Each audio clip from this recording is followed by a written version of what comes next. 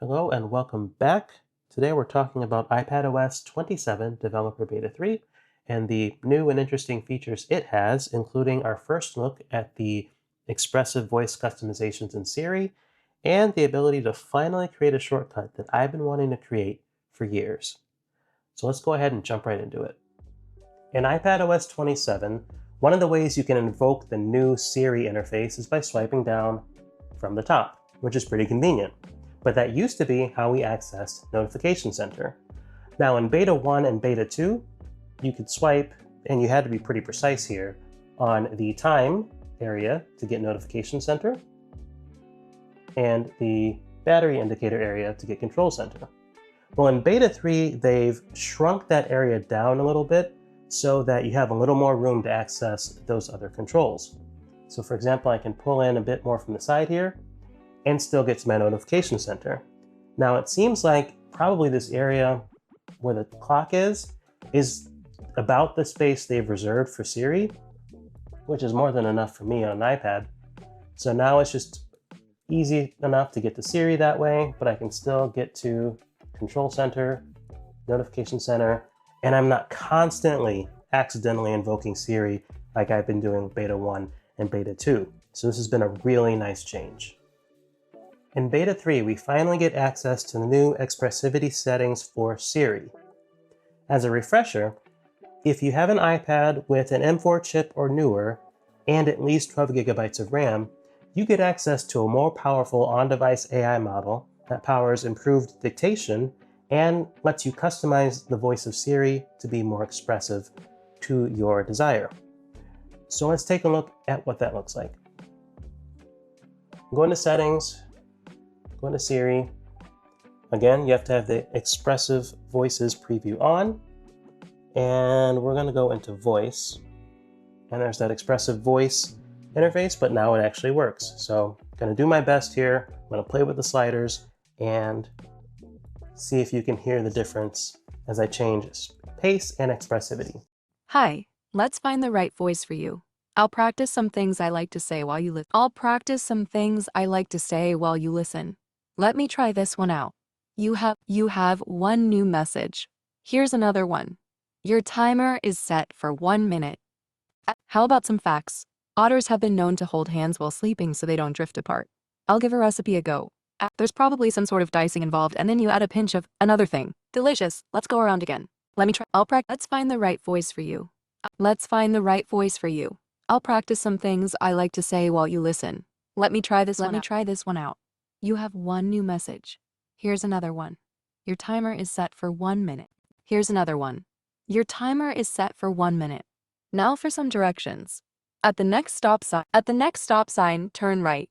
How about some facts? Otters have been known to hold hands while sleeping. Otters have been known to hold hands while sleeping. Otters have been known to hold hands while sleeping so they don't drift apart.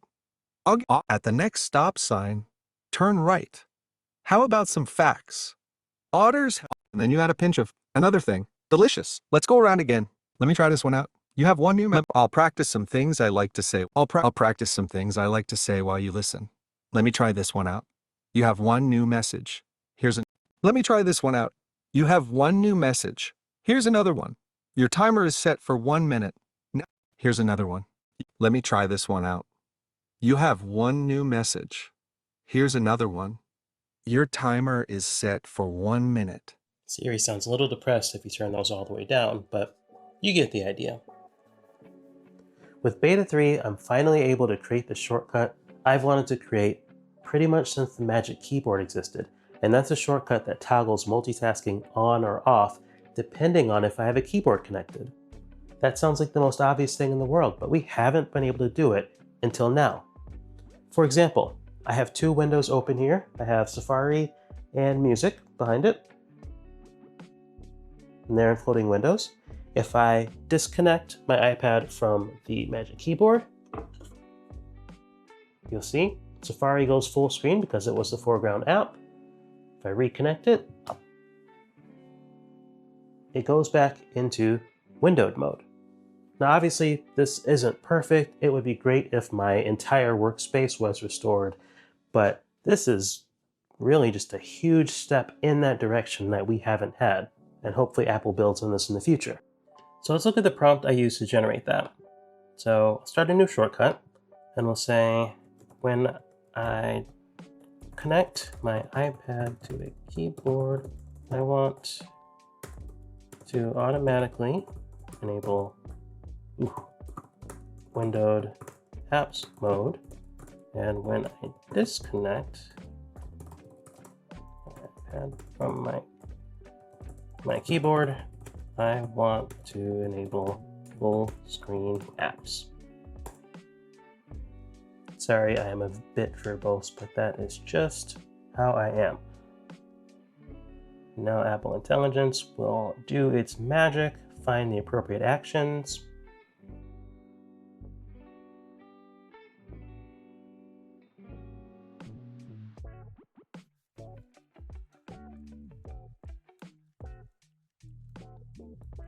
Okay, and now we have our shortcut. Now let's go into that and look at these actions. And it's pretty simple. The key here that we didn't have before was that there weren't events that you could access in shortcuts when the keyboard was disconnected or connected. Otherwise, we could have done this years ago, but now those events are exposed, and that's a thing you can do. The other key thing this does is set up automations, which I don't think we could do before because there were no keyboard events. So I have duplicates of these because I have 2 of these shortcuts, but you can see now the shortcut will run when the system detects that my keyboard has connected or disconnected, which makes this whole thing work, which is pretty cool. I'm seeing it being reported that there's a new animation when pulling down Notification Center, and I've tried to reproduce this, and I'm pretty sure this is a bug, but I'm going to show it to you anyway. So the idea is that when you pull down Notification Center, if you have a foreground, something that's in front of the clock, for example, it comes in first and then the rest of the background animates in. If I do that here, you can see it do that, and that works, but that looks just really sloppy to me. And it's way worse on the home screen, for example. Like, that just doesn't look right. In my mind, this is probably a bug, but if it's not, I would love to see the finished version whenever Apple gets to it, because it could be really cool, but right now, this just looks broken. I certainly can't end this video without mentioning that the reminders icon got a slight tweak in this beta. Basically, the filled in circles got a bit of a liquid glass effect on them. At first, I thought this was ugly. Now I'm pretty indifferent after living with it for a few hours, but that is something you may notice if you choose to jump on this beta or the forthcoming public beta. That's going to do it for this beta and for this video. Just a heads up, if you're waiting for the public beta, the first one is usually based on developer beta 3 or 4. So there's a good chance we could see the iPadOS 27 public beta launch later this week. So keep an eye out for that. As always, if you made it to the end of the video, thank you. I appreciate you and your time. If you could like the video and subscribe to the channel, that would help me and the channel out a bunch. And with that, I'll catch you in the next one. Thanks, and take care.